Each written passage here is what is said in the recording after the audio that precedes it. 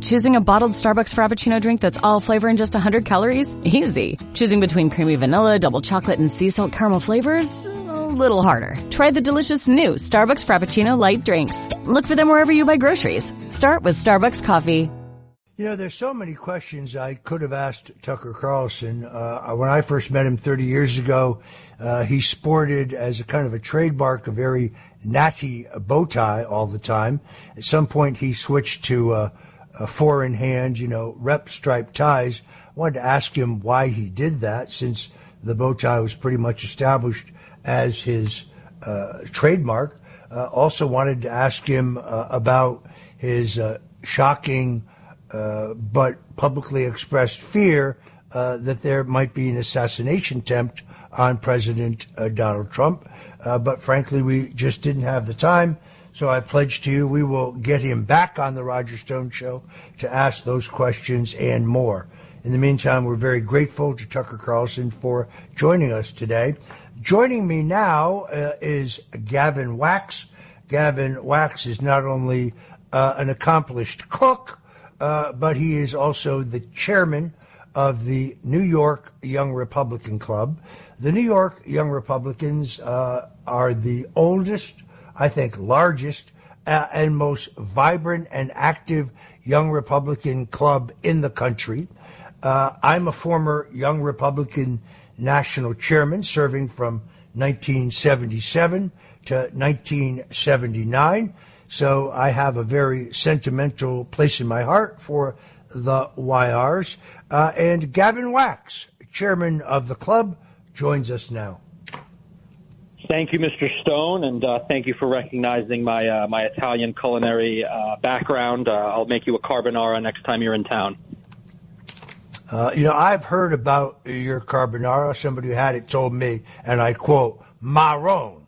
So I really can't wait. So the New York Young Republicans have a storied history, and they also have a clubhouse, which I hope to get to on my next trip to New York. Tell us about the New York YRs to begin with. Absolutely. Well, the New York Young Republican Club, as you said, is the oldest and largest. Our history goes back formally to 1911 when this current iteration of the club was founded, but predecessor organizations go all the way back to 1856, basically with the founding of the party and bringing Abraham Lincoln to speak at the Cooper Union, which sort of catapulted him into the presidency in the 1860 election. So the club has been sort of this storied institution in New York. Many Republican, bigwigs have come through the club over the years. It used to be much more of a Northeastern Rockefeller liberal Republican type of club. It was the club of Thomas Dewey, Governor Dewey, who was the chairman of our board of advisors. It was the club of John Lindsay, who was president of the club in 1952. It was the club of Jacob Javits, Nelson Rockefeller, David Rockefeller, and even Richard Nixon. President Nixon was a alumnus of the club. So many of the biggest names of the Republican Party between, let's say the 1920s to the 1960s had at one point or another passed through the institution. It fell on some hard times starting after Watergate in the 1970s, as many Republican institutions did across the country. And we've sort of led a renaissance, a revitalization of it over the last 5 years, bringing it back to its former glory. This was a club that used to have 5,000 members. It would host its annual gala at the Waldorf Astoria or the Plaza Hotel.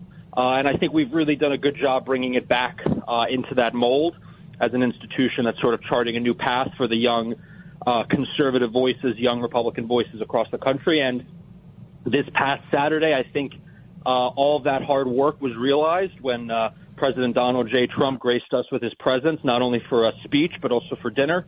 And we took the roof off of Cipriani Wall Street, the largest freestanding ballroom in the city of New York. We had about 1,000+ people there.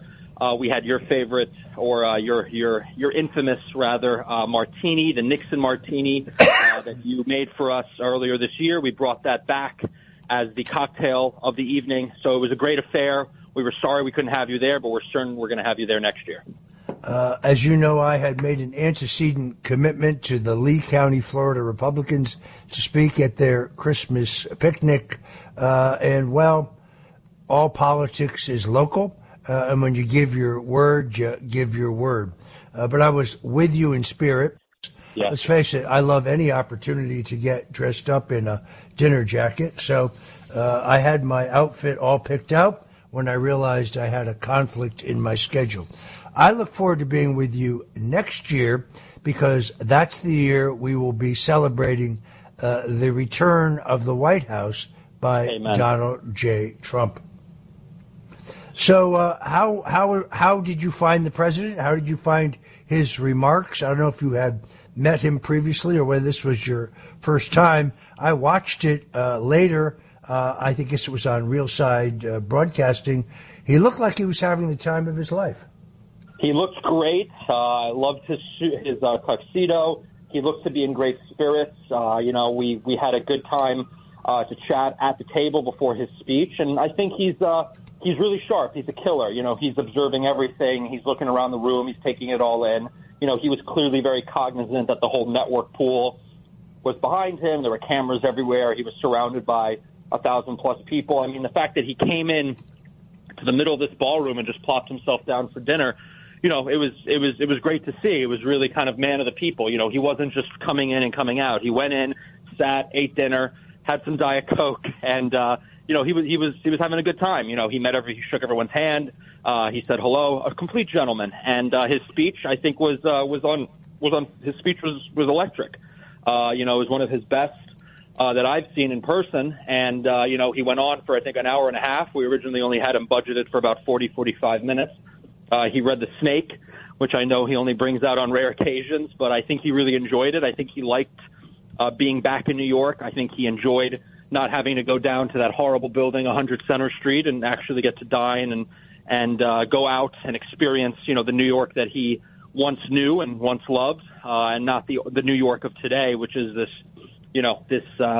rotting shell of its former self. But I think he really enjoyed the ambiance. I believe it was his first time speaking at Cipriani Wall Street, and I think the venue itself is quite historic, given that Hillary Rodham Clinton gave her infamous remarks about the basket of deplorables from that very stage 60 days before the 2016 election. So it was a great return to that historic political spot for the president to make his own remarks about less than a year out from this election cycle, which I think we both believe he will win in grand fashion. So altogether, the vibes were fantastic. We had a world-class violinist there, a gentleman named Mr. Maga, believe it or not, M-A-G-A. You couldn't find anyone better named for this evening. We flew him in from Hungary, and he's sold out Carnegie Hall before. He's a world-famous violinist, and he personally serenaded the president at the table. So I think altogether it was a great evening, one for the history books, and one I think the president and our many, many guests will not forget. Hey, guys, have you heard of Goldbelly? It's this amazing site where they ship the most iconic, famous foods from restaurants across the country, anywhere, nationwide. I've never found a more perfect gift than food. They ship Chicago deep dish pizza, New York bagels, Maine lobster rolls, and even Ina Garten's famous cakes. So if you're looking for a gift for the food lover in your life, head to goldbelly.com and get 20% off your first order with promo code GIFT. Home means something different to everyone. But with Rocket Mortgage, home can mean even more. It can mean a college education, taming your high-interest debt, even a renovation. We've made it easier than ever to use your home equity. That home you worked so hard for, now it can work hard for you. Call 800-4ROCKET or visit rocket.com to find out more. Rocket Mortgage, LLC, licensed in all 50 states. NMLSConsumerAccess.org, number 3030. Build professional skills this semester with Adobe Creative Cloud and create standout work both in and out of the classroom.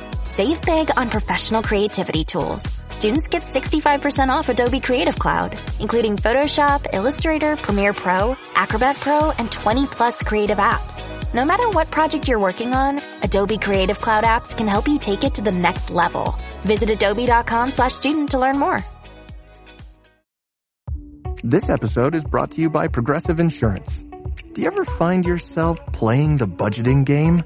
Well, with the Name Your Price tool from Progressive, You can find options that fit your budget and potentially lower your bills. Try it at Progressive.com. Progressive Casualty Insurance Company and Affiliates. Price and coverage match limited by state law. Not available in all states.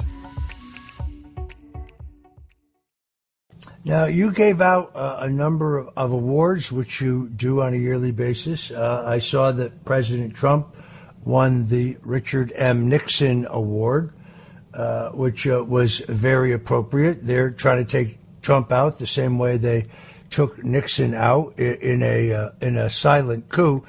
New documents recently declassified by the federal government demonstrate the Central Intelligence Agency was well aware of the Watergate break-in. In fact, they infiltrated the Watergate break-in team with 8 active CIA informants and operatives.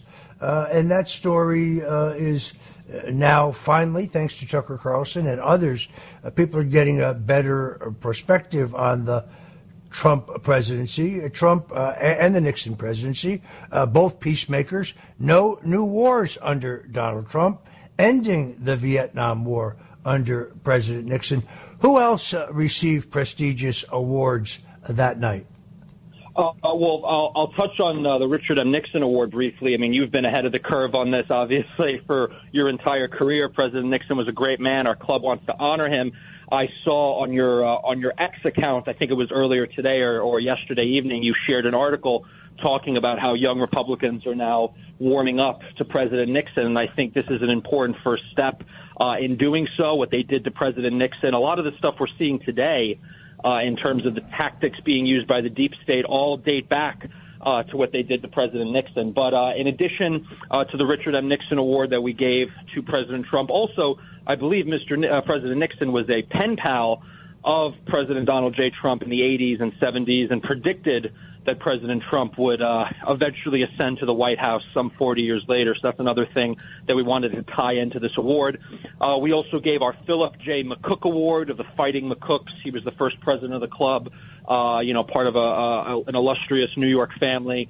We gave that award that goes back to the 1940s to Senator Roger Marshall, who has become a MAGA sort of America First fighter in the Senate in a body that typically does not have many fighters or MAGA senators. And then we also gave our Frederick Rene Coudert Jr. Award. He was a congressman from the Silk Stocking District of the Upper East Side, a conservative congressman who tried to find communist infiltrators in the New York City public education system. We gave that award to Representative Matt Gaetz. So we had a great lineup of speakers from the congressman to the senator and, of course, to the president. And it was a real MAGA America First lineup.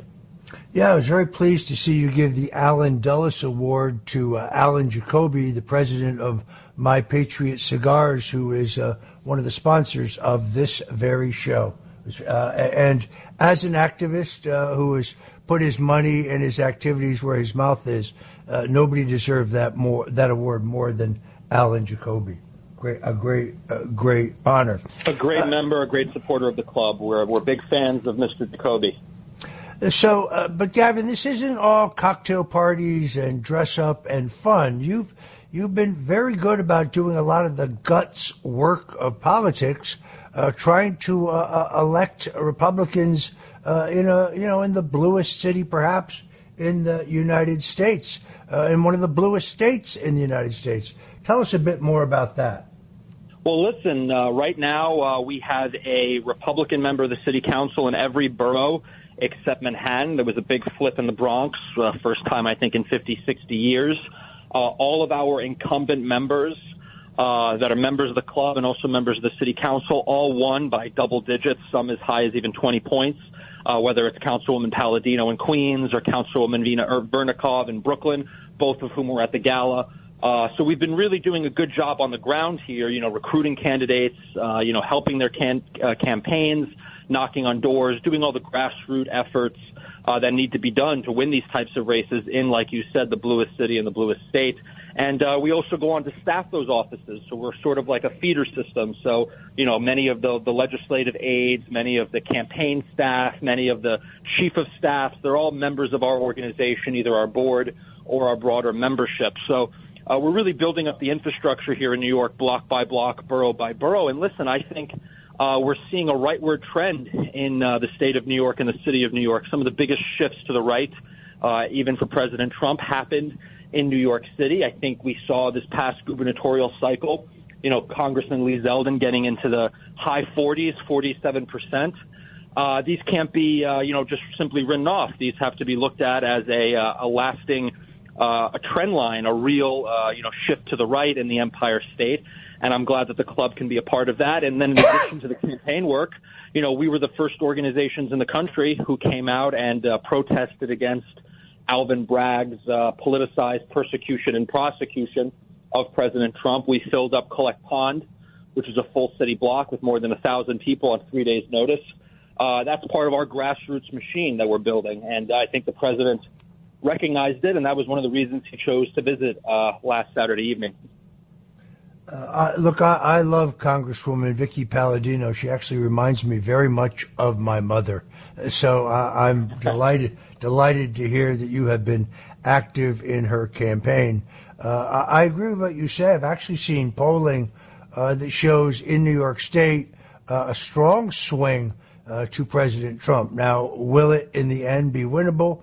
It's too early to say. But I don't think you should write any state off. The impact of the Biden economy, combined with the migrant crisis, which has state, city, and local budgets bursting at the seams, also has been responsible for a major spike in crime. I look at the New York City crime statistics as published, and then I talk to individual officers. I just don't believe them. I think, candidly, they are manipulated. But I think that you might have in New York State the perfect storm. Donald Trump doesn't obviously have to carry New York City. That will never happen. But he does need to reach a certain vote goal in New York City. And I think the New York Young Republicans are going to play a crucial role in making that happen. Gavin, if folks want to join your club, where do they go? Absolutely. Well, thank you for having me on, Roger, and I fully agree with you on New York State. It's a cyclical place, so hopefully we'll catch it at the right part of that cycle and make some changes here that are very much needed. But you can follow the club and all the work we're doing at NYYRC, NYYRC.com, at NYYRC on all social media. And you can follow myself at Gavin Wax on X, on Facebook, on Instagram, and all the rest. And again, thank you so much for having me on. When is the club's next major function? We are going to be having a Christmas party next week on Wednesday, which I believe is the 20th, Wednesday the 20th, somewhere in Midtown. So we'll have a nice Christmas party. We'll throw up a menorah as well, even though Hanukkah's over for all of our Jewish members, so don't feel excluded. And that'll be the last event of the year. But going into next year, Q1, we're going to roll out some great speakers, some great events. I don't know if it's going to top our Martini Social with yours truly, with Roger Stone, but we're going to aim for that to be the benchmark of some of our socials and events going into the new year. It's all very, very exciting. Do you think that there is, among younger people your age and in your generation, is there some stigma about being a Republican, or is that changing? I think it's changing. I think the youth are, inherently, anti-establishment, and they're sort of counter-orthodox. So, maybe in the 1950s, 1960s, to be a rebel was to, rail against the conservative establishment of the time. And now, the establishment and the media and academia and everything is thoroughly leftist. So, what we're seeing, particularly from the younger generation, younger than millennials, even the Zoomers, they're growing up as kind of a lost generation, lost spiritually, lost economically. Well, I really missed being at your gala, but what I particularly missed was not being able to get a Stone Burger at the Beach Cafe, a tradition post-gala, perhaps next year.